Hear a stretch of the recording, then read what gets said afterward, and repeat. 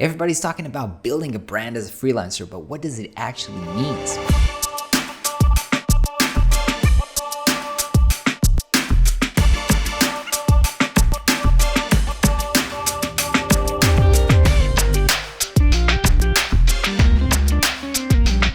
Hey everybody, what's up and welcome to another segment of Business Time where I try to share some of my insight and knowledge and experience from my life as a freelancer for so many years and try to help you improve your business. And this week, the topic of personal branding as a freelancer or as a designer. There's so many people talking about this and I feel like there's a bit of confusion because a lot of what people are talking about is actually marketing or actually content creation, which is something very important in your marketing, but it does not always mean that that's what your brand is going to stand for. And I just want to give you an example. First of all, when I do branding for my clients, I always explain or use the description of branding as branding is what other people say about you when you're not in the room. So behind your back. That it's not what you say about you, it's what other people are saying about you. And so that's the content that you need, context, which you need to remember when you're trying to create a brand for yourself. You can say a lot of things about yourself, but it's not what you say. It's what are they going to say. Now, the second thing that I want you to remember is a brand can be very different for different people. So let's take an example like Apple. So Apple has a brand and everybody's talking about its brand. But what usually people are talking about is what consumer sees Apple is, what consumer talk about Apple behind Apple back. For example, that it has great design and so forth and so forth.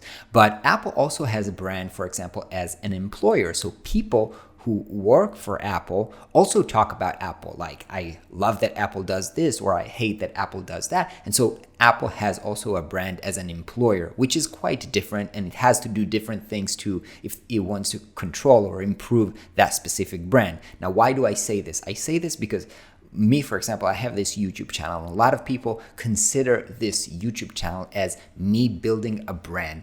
Now, it might be true, right? I'm creating an experience for you. You're watching this video. You might want to talk with somebody about me, about behind my back. You're going to say somebody, oh, Ran has a great YouTube channel. Go watch it if you're a designer, if you're a freelancer or something like that.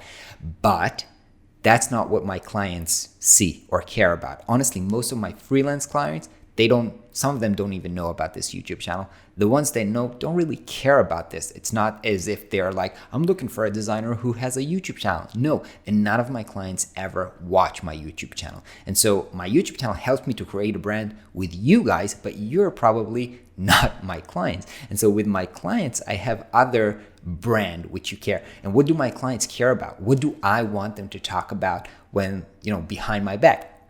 I would like them to say something like, Ran is always on time. He delivers work on time. Ran is very professional. He's a good listener. All these type of things. This is what I want my brand as a designer to be. I don't care about, for example, this YouTube channel.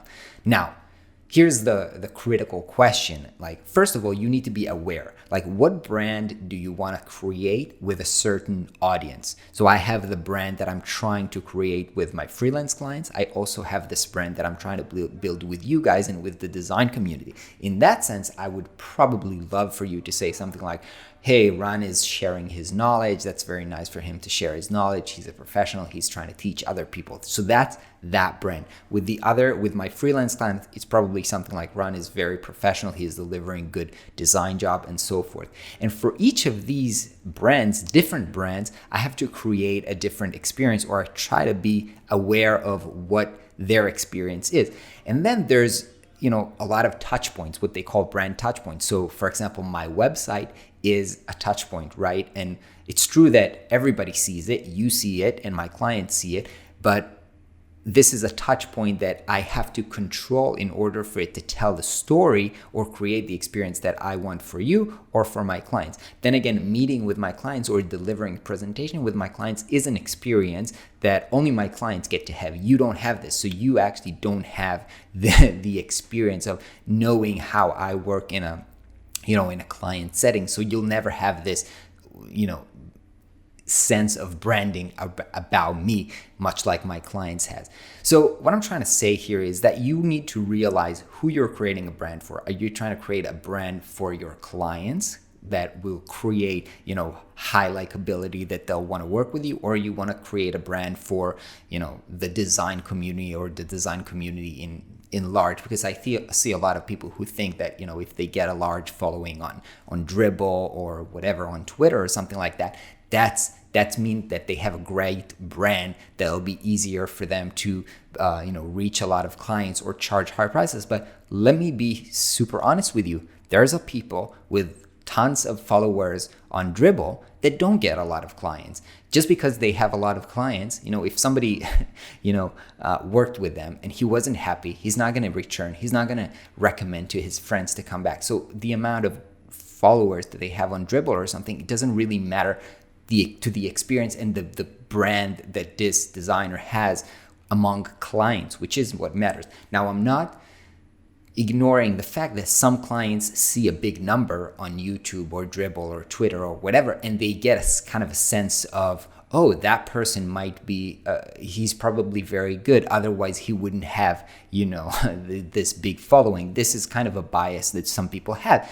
And so in a sense, having this kind of large audience help some clients to maybe say something like you about, he must be a professional if he has a big following. But I would say that this is a very tiny essence of kind of the brand that you create for yourself. And in that sense, I see a lot of professional designers create awesome brand experience without having an awesome following, big following, or putting content out there. And so putting content, I think, which is what a lot of people talk about in the sense of branding, I think it's an important marketing. If you want to build marketing channels that way with content, which is what I'm doing in a sense, you can do that, but it's not the only way. It's not the only way to build a brand. Your brand exists anyway because it's what people say about you. You can improve that by realizing what are the relevant touch points for the audience that you're trying to create a brand for, and then improving or controlling the experience over there. That's how I think about this, and I hope this was helpful for you as well. Again, don't create, a great website. It is important. Don't create, don't put your work on Dribbble. Might be very important, but just remember who is the audience and where are they about to meet you. Have an awesome day. Catch you next time.